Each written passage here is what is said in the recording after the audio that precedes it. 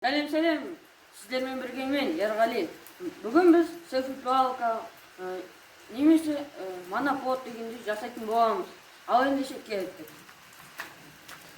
Бүгін бізге мынадай құралдар керек болады. Желім, балға, бір шеге, моноподтың таяқшасы, оған жабыстыратын фанер, телефон және оған керек емес тағы бір қап. Ал ендеше кеттік жұмысқа. Біз бұл фанерді ұзын ағашқа бай шегемен қағып несеміз. Мына шегені топ кіргізе саламыз да, сосын мынаны былай клейлейміз. Клейлеу барысын көрсетейік. Біріншіден клейді былай жағып аламыз.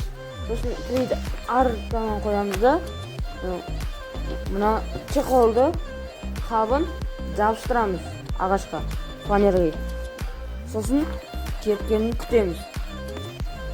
Бұл енді кепті бәрі дайын десек болады. Енді телефонның чехолын былай шешеміз. Мына чехолға кигіземіз да, монопод дайын.